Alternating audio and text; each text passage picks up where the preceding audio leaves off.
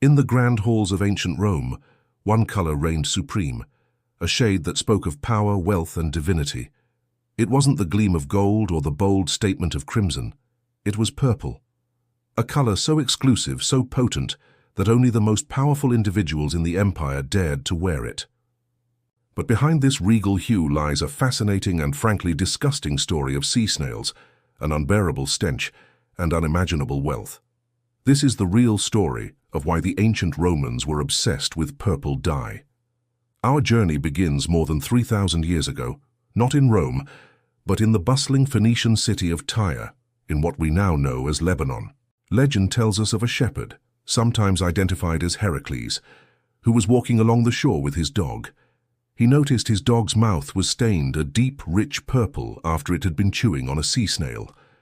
Intrigued by this vibrant color, he took his discovery to the local dyers. It didn't take them long to realize that this particular mollusk, the murex snail, held a secret. Its glandular secretions, when exposed to sunlight, underwent a magical transformation. The liquid turned into a brilliant, steadfast purple that wouldn't fade, no matter how many times it was washed or how many years passed. They had stumbled upon Tyrian purple, a discovery that would make them famous and incredibly wealthy, creating the most prized color in the ancient world. But this beauty came at a horrifying price. The process of creating Tyrian purple was a monumental and, frankly, stomach-turning undertaking. To dye a single cloak, you needed tens of thousands of these tiny murex snails. Imagine armies of workers combing the coastlines, gathering these snails, cracking open each shell one by one, and painstakingly extracting a single tiny mucus gland. These glands were then thrown into massive vats and left to rot under the scorching Mediterranean sun.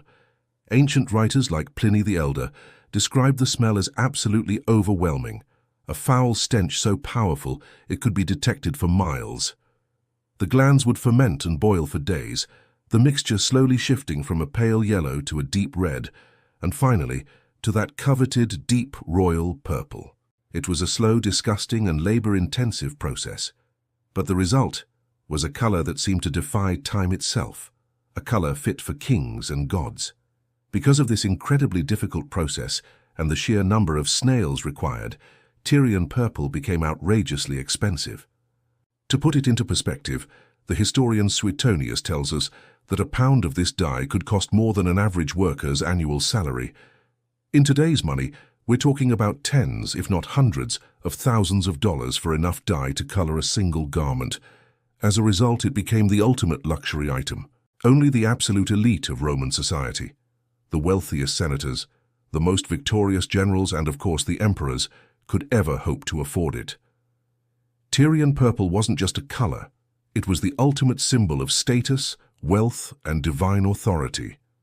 It was a way of saying, I am at the very top of the social pyramid without speaking a single word.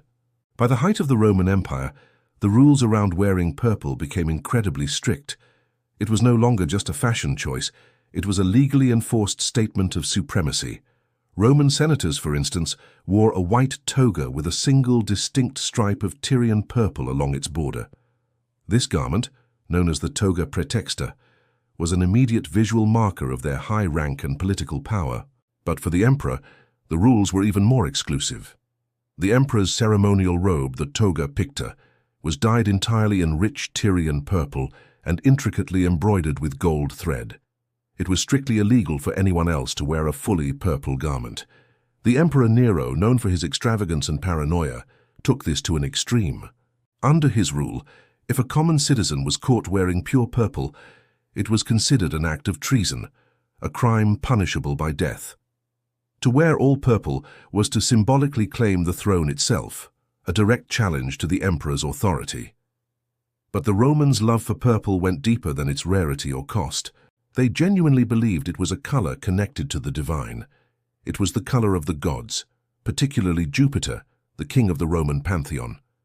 This association imbued the color with a powerful psychological significance. It represented victory, immortality, and immense prestige. When a general celebrated a military triumph, he would parade through the streets of Rome, riding in a chariot and wearing a purple toga, just like the emperor.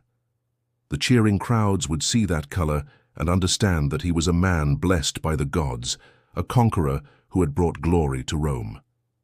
Purple became the ultimate language of power, a non-verbal signal that you had not only conquered foreign lands, but had also conquered fortune itself. As with all great empires, Rome eventually fell, and with it, the secrets of Tyrian purple began to fade into history.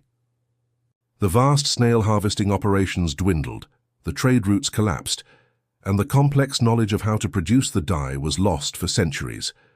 Cheaper, plant-based dyes began to take their place, but the legacy of Rome's obsession with purple endured. Even today, thousands of years later, purple remains a color deeply associated with royalty, luxury, and prestige. Think of the purple robes of monarchs, the velvet ropes at exclusive events, or the branding of high-end luxury goods.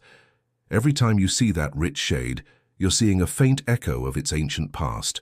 So, the next time you see the color purple, look beyond its simple beauty. Remember the empire that revered it, the tens of thousands of rotting sea snails that created it, and the ancient obsession that transformed a simple color into the ultimate symbol of absolute power.